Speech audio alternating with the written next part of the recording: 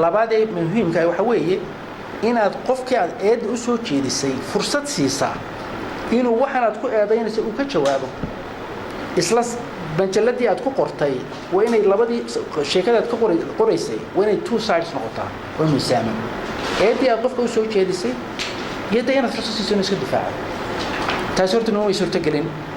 waxa weeye rasaas dhinacan ka soo dhacaysa ahayd moogta oo taas waxa weeye way ka baxsan tahay saxaafaddu soo shaqeyso waxyaabaha sheekooyinka soo noqnoqonay muddada dheer soconayay waxyaabo iskaga mid yihiin waxa jira sheekooyin la qoray oo ay moogta wargeysku qoray oo ku salaysan waxyaabo dhacay oo jira oo laakiin inta sheekadii la qaaday la rogay oo la been laga buuxiyay oo si khaldan loo qoray oo u muuqata markaa ama inaanu musuqmaasuq ku jiro ama inaanu dad xaqoodii ka qaadnay waxyaabo caynkaas marka waxa weeye waa xirfad really runtii very creative oo yani aad iyo aad looga shaqeeyay waxa weeye wax ka jira inta qaado aad sidaa doonto u rugto sidaa doonto been uga buuxiso haddii tan soo bandhigto horta taas waa waxyaabo ay really ay ka aad iyo aad ugu jirtay waxaa soo noqnoqonayay waxyaabaha runtii soo noqnoqonayay sheekooyinka 6 bilood aan doonayay inaan taataabto ugu muhiimsanaa ayaan doonayay inaan mid walba isdul taago ugu horeysa waxa weeye wixii xaqul qalin la oran jiray aan qabanay 4 sanadood wasiirkan baa jeebka u dhigtay ama uu lusaday heshiisyada markii maalinka detailka lacagtu xaqul qalinku marto waan taabanaya waxaan soo galay laakiin waxaan u dhigayaa in agaasimaha guudku bal technical sida lacagtan u soo xarooto iyo sida meesha marto inuu technical idin soo idin ka warramo horta taa waan isdul taagayaa waxa weeye marka ugu horeysa intii anigu waxaan really yani u malaynayaa anigu waan really 100% oran karin waa wasiirkii ugu horeeyay baan ahay ee wasaaraddan mas'uuliyadda qaada ee lacag xaqul qalina u xareeya wasaaradda maaliyadda iyadoo isku duuban oo shilin laga qaado waxyaabaha aan doonay inaan really la taabto dakhliga aan u soo gelinay wasaaradda maaliyadda waxaan anagu galay 3 heshiis 2 heshiis oo cusub iyo heshiis aanu jiray oo aanu block ugu daray shirkadii Ophir oran jiray shirkadda Ophir markaanu heshiiska la galay waxay marka xaqul qalin bay bixisay xaqul qalinkaasi wuxuu ahaa lacag dhan ilaa nus milyan ka badan waa dakhligii ugu horeysay wasaaradda soo gala lacagtu markii ay soo xarootay ayaa lacagtu waxa weeye inagu financial system ma lihin waxay tagtaa lacagtu sida u soo cadaato Djibouti baana macluumaad ba marka loo soo gudbiyay wasiirkii hore ee maaliyadda Maxamed Xaashi markuu wasiirka maaliyadda ahaa in lacagtaasi ay aniga aan ku takrifalo aan gaar u leeyahay Djibouti dhigtay lacagta waxa qaada governorka qaada bangiga dhexe oo lacagta soo cadeeyo markaas markaa dawladda u soo shubaa marka wixii aan la hubin oo la hubsan ayaa markaa iyadana waa ogtihiin sheekadii bariga dhacday in wasiirka hore uu igu eedeeyay inaan lacag nus milyan oo xaqul qalin lunsaday wixii ka dambeeyay waxaan maleeyay inaan ku noqonayn lacagtiin rekorkoodii halka waata ku jirto oo deewaan in tusayaa inay soo xarootay oo u xarootay wasaaradda maaliyadda halkan waxa ku yaala statement aan idin qaybin doono oo qof walba waraaq qaadan doono oo muujinaysa dakhligii wasaaraddu soo xareysay xaqul qalinada iyo kirooyinka dhulka ka soo xareysay sanadkii aanu mas'uuliyadda qabanay 2010 ilaa imanka 2014 waa kan lacagayoogaas marka wax weeye waa lacagayoogii aanu soo xareynay halka wax weeye ilaa 2010 waxaanu soo xareynay 1.5 milyan 580 ayaanu soo xareynay بالمثال هذا الدنسية دولة هوري from 2003 كن لو يصدق إلى 2010 أنت عنده مسؤولية اللي وريتني وحي صح رئيسي بقول إيش أنا يسديت تكون أو دي أنا ريلي لكن تفاصيل حين وأنا ريلي وأكين وحق القلم من كتير وحياة كلا إيه على جاي وين عاين لكن أنت أيا كسر حراتي سديت سنة إنه جه الرئي أفرتي صدق سنة جه الرئي 10 11 12 13 waxaan soo xareynay 1.5 milyan waxa ku xigay وقف walba muxuu ahaa hay'ad waliba way qaadanaysaa xabad bay qaadanaysaa tanina waxa weey 2014 waxa noo soo xarooday lacagtii heshiiskan la galay shirkadii Ansan ee ugu dambeysay oo ahayd 1.8 million dollars ayaa ku qoraa 1.8 million dollar ka boqolku markaa waxa qaatay looyaradii caalamiga nagala shaqeeyay heshiisada waxa weey heshiis aad u macaqad oo complicated ah يعني دولة ولي بنا وين متاش والله يرى عالمي متاسي وحنا ولا شقيان سام ده لو خلدنا شركات الشرايق اللي سكاليو مركا نمك واسنا ساعدوا دوا $500 شام بقول دولار إيه ساعد قاطع مركا عدو حويه ولا بس سيدي عادوا شرنايين بقول كون إيه لبده هشيس لبده هشيس شركات ده قدام يسمى قال لي هشيس ولا بكونتم كم بوها مركا بقول كاكون يجا الله فوقي waxa hartay waa 1.7 million iyo 700,000 kaas marka dabeetana waxa ka go'ay 2% baanku kala goosteen anigu laakiin sidii iyadoo dhan 1.7kii wuxuu soo galay bangiga dhexe laakiin from bangiga dhexe ilaa intuu ku wareegayay hadee bayd maayo maaliyadda dhowr kun oo dollar ayaa ka go'ay taasna oo loo aanaynayo commission iyo waxayna anigu aan shaqadeeda ahayn oo baanku ka dhexeeyo iska ka wareysan doontaan marka horta labada statement ba marka la isku geeyo from 2010 to 2014 waxa noo soo xarooday summary 3 milyan 337,000 3 مليون 337,000 oo dollar ayaan wasaaradda dawladda maaliyadda u soo xareyn waxa taa ku qiyaastaa 8 sano naga horeeyay waxa soo xarooday 185,000 annaguna intii aanu 4 sanadood aan dhameynaan joognay waxaan soo xareynay 3 milyan 337,000 oo dollar marka runtii lacag riiri حقل قالنا هو للصديق ده وحملين DG ده يدي قاسم وزير حجام كده ويكهل دون هذا ما كان ما كان ده يجاب يقبسنا يوم مغينا يا أنا بوحي حقل قالنا أسوأ حلو سد حتى هشيم سنة ولا أسوأ حلو ذي هل كاس كده يهين كاس وحويه إلى 2013 أو قفلوا بحبط بعض قاعدة نساء تانينا وحويه وحنا ورقينا وورقي مالية دون كان لماذا أنا نقص ما إنما تنو ما توتل كانوا يسوقي نيح لكن هو ورقي مالية waxaan mootaa qaadanaysaa wasaaradda maaliyadda ka timi waxa weeye marka tan xabad baa qaadanaysaa marka horta wixii xaq qalin la oran jiray ee la igu eedeeyay in aan ku takrifalay ama aan saday de hadii ay wax maqayn way heshiiska ku qoran tahay heshiiska ay ku qoran tahay xaq qalin wuxuu yahay marka bankiga lacagtu ku soo dhacdo waxaan u diraa baaragraafkii heshiiska lagu sugay qiimo lacagta xaq qalinka soo xaroonaysa sidee moogtay yani u xaqiijiyo in waxaan la soo xareeyay ay tahay waxa ay nu saxeexnay hadii mesela xaq qalinka ku qoran yahay heshiiskuna 2 milyan oo kambanigana milyan ay bar soo diro de waxa weeye waa nus milyan ba maqan marka waxa weeye waan wuxuu dhan soo wadageynaa dokumentiyo soo wadageynaa aanu muujinaa wixii heshiiska aanu la galay qiimuhu wuxuu ahaa xaq qalinka wuxuu ahaa iyo waxa soo xareeyay inay soo afaqaan aan marka taas halkaas ayaan ku dhaafayaa waxa kale oo ku jiray eedeymaha badan ee soo noqnoqonayay in aniga muxuu ahaayay baaritaan igu socdo baaritaankaas oo igaga socda hay'ad qaramada midoobay ka soo jeeda oo la yiraahdo United Nations Monitoring Group waa dad jira waa hay'ad jirta waxa la sheegay sheekooyinkan waxa hadii jeer ku salaysan yihiin wax jira laakiin ma been laga sameeyay kambalin la bedelay marka shirkadaasi amin hay'adaasi waxa mas'uuliyadeedu tahay US Monitoring Group inay yani amniga ilaaliso mandaqadan ay ku jireen khatarta ah dunida oo aragtay mandaqad khatar tahay oo ku jirto Soomaaliya Somaliland xitaa Eritrea ku jirta oo waxa uu igbaday qaramada midoobay guddiga golaha ammaanka oo waxa weeye Soomaaliya waxa in kamid baynahay marka waxa jira report weyn ee inaga qoran sanadkii hore oo ku saabsanaa heshiisadan inuu galay oo ay markaasi aan garanaysaa de aan yani anigu arag yani si aan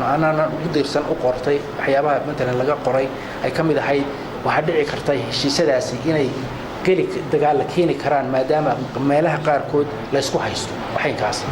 runtii marka waan inaga jahil saareeday waan ka cudur daartay markay noo yimaadeen waan u casuumay hay'adda dawladdu dhan baa casutay inay marka la fadhiisato oo ay macaamilo la yeesho oo ay u xog warto ay waxaan dadka qaranayna ma jirto way noo yimaadeen marna ma inaan laba jeer bay noo yimaadeen anigoo kaliya ilama shirine wasaaradda badan oo xagga amniga ama yani waxaan arrimaha batroolka de amni bay mootay yiraahdeen salbay kulli saacadood ay arkeen laakiin shaqadooda ugu badan waxa uu ku saabsan amni maadaama marka ay yiraahdeen shidaaladii waxbay keenayaan ayay yiraahdeen wasiirka muxuu ahaa tamarta ayaan arkaynaa marka horta waxaan ka jawaabayaa eedii ahayd waxay u socdaa muxuu ahaayay baaritaan la igu tuhmaya hay'adaas igu tuhmaysa musuqmaasuq wax sal iyo raado ay la taasaleeday ma jirto wax ka jirana ma jiraan waayo anigu shakhsi ahaan markii aan maqaalka ku soo baxay arintaasi waan la xiriiray hay'addu heelan macaamilo leedahay waan dee wada xiriirno laba jeer noo timi waxaan ku war maqaal jadid maxalli ku soo baxay ayaa idin magaciina qaato yiri waxaas iga wadaan maxaa ka jira waxa laale wax ka jira arinta nagala hadlayso ma jiro mid horena maanu gelin midna imika kuma jiro mid aan isku mustaqbalka ku jirana ma jiro adiga ku saabsan investigation corruption ku saabsan ay jaayir saareen marka taasina halkaas ayaan riili rabaa inaan u yar iftiimay eedaha wax kale kamid aha inaan saamiyaal ilaa 200% sharaa'igan heshiisada in la galay inaan anigu baydhsaday saamiyaashada wala kale leeyahay sharaa'igu waxa weeye shuraka badan ama waxa weeye sharikadu publicly traded way waxa weeye suuqa boorsada laga stock exchange ka ayaa laga iibsadaa saamiyadeeda sida Telesom oo kale soo dadku wada leeyahay oo dad badan baa leh ama day mulkiilayaal soo moogta go'aan baa leh marka kuwaana waxa la yiri 200% ayaan moogtay saamiyaal ayaan ku kala jiraa sharaa'iga dalkeena in heshiisada ka galay taana waxaan cadeynayaa in wax allaale wax ka jira haba yaraatay inaanay jirin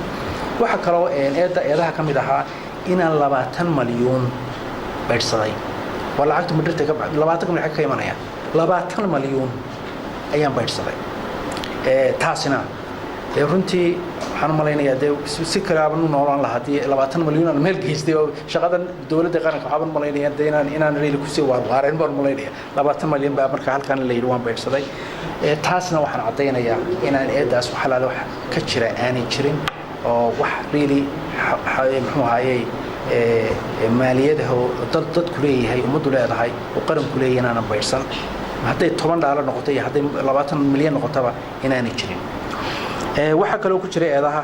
sharikad la yiraahdo ERG in aan ka boobay oo xaqoodii duudsiyay oo ka qaaday heshiis ay nalaga dawladda Soomaaliland la gashay oo ay lagu siiyay block 19 heshiis sharikada ERG la yiraahdo ay dawladda Soomaaliland la gashay oo la siiyay block 19 ma jiro block 19 isagoo banaan oo wax sharikada aan heshiis la lahayn dawladda Soomaaliland ay sharikada Ansantiri waxaan rabnaa inaan kala xaajoono sidaan u gali lahayn block 19 marka way heshiiska markaan la galay waxaa jira in heshiiskii hore ay la gashay muxuu ahaayay sharikada la yiraahdo ERG dawladdii hore ee naga horeysay waxa ku qoraa in muxuu ahaayay marka muxuu ahaayay wasaaradda macdanta iyo tamarta dawladdu baday ay bixiso heshiis siiso sharikad siiso block 19 inay saami ku yeelanayaan laba borogo hore ayaa dawladdii hore siisay sharikada markii hore asaanti baa la oran jiray sharikadani waxay sharikad bilawa ama waxa la yiraahdo startup ka la yiraahdo oo bilawa oo muxuu ahaayay urdana ay ahayd markaas dawladdii hore waxay la gashay heshiis anagu dhaxalay oo laba block ay dawladdii hore ay siisay waxa kale heshiiskaas muxuu ahaayay hordhaciisa heshiiska marka akhrido ku qoraa marka la bixiyo hadii la bixiyo block 19 waxba barbaan ku leenahay marka maadaama ay shirkadii ay ansan oran jiray ay bixiyaan heshiiskii alla galo oo block 19 la bixiyay ay dacwadii marka soo baxday oo shirkadii tiri waxaan doonaynaa barkayga anigoo eegaya mas'uuliyadda la saaray ahamiyadda ay leedahay iyo wax dalku umadu leedahay inay tahay inaanu ka fiirsano wax yani xuquuqda lagu leeyahay ama sida loo kala leeyahay saamiyada sharaa'igan la shaqeynaya inaanu la kaashano loo yaro iyo gariiqana la kaashano intaanan decision qaraar gaarin qadiyada noo fasira inay sax tahay xaqaasi jiro iyo inaan jirin waxaan markaa ku bilownay inaanu ka qaadano tala bixin gariiqaanka guud ee dawladda oo ugu horeeyay inaanu tala bixin ka qaadano gariiqaanku markaa wuxuu leeyahay heshiiskaasi wixii ku qoraa oo hordhaca kaga qoraa ma aha mid muxuu ahaa waa mid ka baxsan qodobada nuxurkaas heshiiska la galay uu ka baxsan yahay maadaama markaa yani heshiiskii aan yani qadiyadii arrinta ku saabsaneed uu gariiqaankii guud arrintii sidaa yiri waxay markaa aniga wasiir ahaan ila noqotay inaan markaa hubshiimo dheeraada maro intaana wax qaraar qaadan marka waxa weeye looyaro wasaaraddu ay igmatay oo heshiisadii aanu galay nagala shaqeyn jiray oo caalamiya oo aan kuwa idinka sheekeynaya waxaan khibrad u leh ayaan markaa u geeyay waxaan ku yiri arrintaas jirta naga siiya muxuu ahaa tala bixin sharci naga siiya iyagu laftoodu kuma ay qancin xaqaas inuu jiro oo waa dood socoto oo aan weli dhinacna u dhicin marka ugu horse maxkamadan isku jiraa ma jirto waxay leedahay maxkamada waa la dacweeyay maxkamada caalamiga adduunyada ayaa laga codooda dacwada naga socota qadiyada wax maxkamada horta la isla tagay haba yaraatee ma jirto arrimaha caynkaas ay complicated kana maaha غير العادي maaha in lawyer lagala tashado marka qaraar baan qaadan in lawyer kala tashado wax غير العادي maaha way arrin macaqad oo very complicated oo day yani saameynsa qiimad muxuuha wax umadu leedahay marka waxa weeye arrintii waxay meesha taagantay waxa weeye in heshiis qadiyadan in aan wali aan dhinacna u dhicin oo ay muxuuha lawyeradii ay arrinta ay ka doodayaan lawyeradooda in arrintii dood ay ka wadaan annaguna lawyeradii ay dood ka wadaan arrintaasina aanay wali wax qaraar laga gaadhin maxkamadan aan isla tagin halka ay arrintaas ku eg tahay wax heshiis oo ay dawladda la gashay oo block 19 ay yeelato lahaa oo laga qaaday ma jiro marka taasina halkaasaan ku dhaafaya waxa kale oo jira oo lagu soo qaaday jariidadan aynu ka hadlinay nin Hindiya oo la yiri isagana xaqiisi baa la duudsiyay oo heshiis uu la galay dawladda ayaa laga qaado laga xayuubiyay oo niman Chinese oo dhawaan la soo helay ee lagu wareejiyay taana waxaan leeyahay heshiiska hore aanu la galay qolada Hindiyada M&M la yiraahdo oo aanu really ka xayuubinay oo aanu ka qaadno kansan garaynay ma jiro nimankan Shiinaha ee ay bariyahan da arkaynay saxaafadda ay moogtay ay ka fargaraysana ee maanta in la jooga shaqooyinka badan inoo wadana wax heshiis hore aanu la galay oo macaadin baadhis oo liisanka wax la yiraahdo exploration license la yiraahdo muxuuha ama prospecting license la yiraahdo aanu la galay ma jirto waxa imika socda waxa weeye sahamin hordhaca oo wax la yiraahdo reconnaissance survey wax la yiraahdo ay wadaan taasoo aanu la qaadanay markay yiraahdeen inaanu dalka fikir caam ah horta idin ka siino wasaaradahan dawladahan waxa khayraadka meelaha la abaarayo ee laga yaabo magaranaysa in wax laga baadi doono inaanu idin sameeyno macluumaadka idin ururino dabeetana macluumaadka idin soo fasiro Chinese ka soo bedelo English soo bedelo oo dawladda siino marka haddii ay nala noqoto meelaha qaarkood inaanu rabno inaanu heshiis dawladda la galo ayaan marka idin la soo noqonaa marka way marka heshiis dawladda marka ay heshiis la galayso marka halkaana xaq dawladdu way leedahay يعني إن أي كقاعد ليس قفكي شركات دي مثلا شغالة كسبة كريه ويدا لكن هالك ما تشوفنا واحد ليس نوع لقى قاضي ما تشرت حتى سنة هالكاسيان كل عافية واحد قالوا ده كم ده إن أنا مجرد ساق قصور أما قصر عن كل مجالات دبي مجالات دبي واحد دكان إن أنا ولا نهاي وحاسة فاميليا مدة إلى 8 سنوات نقول كلها فاميليا إسلامي قولوا بكلها هاي دبي وحوي مركا غوريغاسنا وحوي ملكيلا شري مخوها هاتف انو يسي oo qasarka aniga dhistay oo ku dhistay Dubai taana runtii waa la ogyahay oo wacdayn waa wax cad oo nin intaanan dawladda rasuuliyadeeda qaadin 10 sano ka hor aniga Mareykan ka shaqaysta ayaa faamiligan masaakiinta ee moogtay guriga laga qaaday aniga leeysiiyay shaqada lagu soo qoray ay lahayn gurigooda oo marka Mareykan baa joogay 5 years kama soo bixin shaqada ku jiray marka reer guriga lahaa boogtaay marka harka taana waxaan jeclahay in taa lafteeda si reedu taago waxa kale oo la naqdiyay wasiirku aad ba magaranaysa bixitaankiisa dawladda u badan tahay runtii horta de Hawaii ma dhoofo iyo vacation sanadkii baan reerkayga Mareykan degan California degan وليس كشقدنا عليه هاي واحد سنة كي مركب بدن متى يكرر عرور يفهمي بالله سنة كي مركب هذا مربحه مرة ما مربحه كرر أنت كلام ركاب مريو وحن بوشرا وحوي ودن قرن حدي أنا بعد جوبين وحين دون يهرب مرة إنه نسوي شيء ده الشرايط إنه نسوي شيء ده وحين وقبته ده هالكين البابين إنه قراعي ما كانوا وين معنا ده واحد ماشي مرة يودي الباب كي سوق قلا يودي شركات عالمية يودي وحين وقبان كرت ما أعرف نما الله صوب نعايو مالها بيهاف وما ده ماشي إيمان يورنا يوحنا سي كنا ونيرنا ما كان سيدا وحي كلفتي موقتي صعد كان صعدا وواحد دن تقرن عن الصعدة إما هذا أنا جب قرن عن صوف شني وحيابها ريلي لو صقر وحكم دينا نقول جيجي مورجج كي أم الدين كي لقولها أم بحيي أو دلعكت لالوش كاه مسوماس عن كويري أكو بحيي تاسنا وحن وصحابة الشيء وحري لي سري راد إن كشرة إن أنا كشرين جوري جنا وحويس مسؤوليات كموتي فاينانس كي برسم كي خاص كا عندنا وحكي ويدين عندنا شقة كمالين يحكي وقعته لكن يود ما يدين يرشي جيا حوي أنا وصدق الصنع أيام شقة سنة ilaahay ma hada ka gaadhona caafimaad qabay de soddon sano baan shaqaysanay marka de kulli hanti waan leeyahay inay ku noqotoba inay leedahay hanti waan leeyahay nin de taajiro dahab shiro kala ma yihiin yimidu dhow toona laakiin de nin baqtiyo haday bayd maayo moogta faqiirana ma yihiin de soddon ka sano wixii aan ursanay haddaan saving sameeyo haddaan investment sameeyo de waan haystaa laakiin cidna ugama jawaabayo waa wax aniga ii khaasa gurigayga inuu la bixiyo inaan la bixin uma taalo haatuf hadiise ay leeyihiin lacag oo ummadda ka dhacday ee lacagtii ku bixisay gurigii waxa u yaala inay soo cadeeyaan waxa la garaacay oo telefoon lagu la hadlay dad reeraha ah oo muxuu ahaa reer Soomaaliland dalisa oo California degan ayaa dad loo diray oo ay magaalada jariidadu igmatay inay soo ogaadaan noloshayda California sidaan u noolahay iyo gurigan ku jira sidoo yahay iyana guriga kala iibsaday taana runtii waxa weeye wixii ay soo ogaadeen aniga ii keenay warin man caynkaas aan la soo hadlayo de noloshaada doonayna uga warrano waxaan ku gabadhiina sidii halkii uga shaqeysaa ay ka shaqeyn jirtay gurigiina halkii bay ku jiraan wax reero noo muuqdo kala soo kordhay ma aragno marka anigu runtii de waxa weeye waa meesha de waxa weeye waxa ka cad in runtii aad iyo aad baadi goob ay mulkiila jariidadu uu u teerigariyay inuu magaranaysa wax helo uu yiraaho ninkaasi waxa weeye waa qacan ku dhigay waxbu dhacay laakiin anigu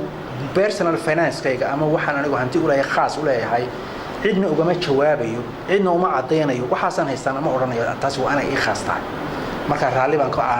ka ahaan karaa ina haduu isagu leeyahay wax baan dhacay oo hantida aan leeyahay ku jirta waa inuu soo cadeeya intaas ma isaga u banaan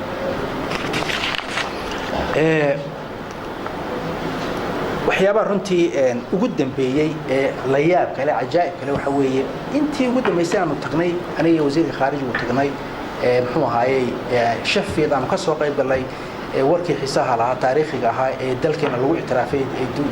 dawladda hoose shafiil ku ictiraaftay in madaxtooyadu ay yani 20,000 aniga igu sii dhiibtay dadkii dhalinyaradii ka shaqeysay ee ka midha dhalisay ictiraafka ka midha dhalisay oo hawl aad iyo aad u weyn u baaxad leh qabatay oo boqolaal casuumadood iyo hawlo badan gelaysay ayaamaha su'aarintu ay soconaysay wada kharash yani wuxuu ka kabno u baahnaa marka dawladdu waxay ku deeqday 20,000 ku deeqday inay loo geeyo oo waliba ku jirto kharashkii aniga wasiir de hudaalkayga iyo cuntadayda ku jiraan oo laga goynayo marka 20,000 markaan u geeyaan shakhsiyan waxa weeye waxay nooga gooyeen wixii aniga iyo wasiirka kale hudaalkayga iyo cunayay wixii kalena de waxa weeye hawlihii kale ku fuliyeen wuxuu yiri markaas jariidada sheekadii ugu dambeysay ma ogeeyeen wax ka dambeeyeen 20,000 waan jaxaastay kelmadaas la isticmaalay 20,000 wasiirka waa jaxaastay kelmadaas waa kelmad very interesting oo qorayada meel baan ku qoray moogta marka taana waxaan la yaabsanahay haduu de ninkan igu eedeyna 20 milyan inaan qaatay oo hore u qaatay deni waxa uu leeyahay marka deni waxa dhaaf maay haduu 20,000 u hungurooday dawladdu u dirtay nin 20,000 beel ugu xareysan tahay 20 milyan meel ugu xareysan tahay 20,000 dawladdu u dhiibatay oo tidii cudugii ayuu taana jaxaastay dariiri wax dawlad lagu qoslo weeyay marka runtii waxaan isku soo duubayaa eedahaas oo dhan markaan isku soo duubo waxaan saxaafadda u sheegay inaan bari ka ahay eedooyinkaas haatan soo jeedisay ku saabsan musuqmaasuqa lunsadka muxuu ahaayay corruptionka inaan bari ka ahay arinta imka qadiyada si ula socotaan waxay taalaa garsoorka la taalaa garsoorka marka waa meeshii ugu fiicneed ee arintaasi lagu cadeyn karo waxa dhabta iyo waxa beenta marka anagu runtii 6 bilood wax action aanu ka qaadanay haatuf iyo jaraa'idkaas ma jirin dawladdiisa maanta action ay ka qaadatay qadiyadiina waxay taagan tahay in garsoor ka garnaqo halkaasani u taalaa in maalinkan maanta sumcad xumadii iyo magacayga lagu tuntay iyo eedooyinka la soo jeediyay inay ka cadeeyo inuu milkiilaha haatuf ka cadeeyo wixii uu hayay cadeysima ah waxa looga baahan yahay inuu maxkamadda ka cadeeyo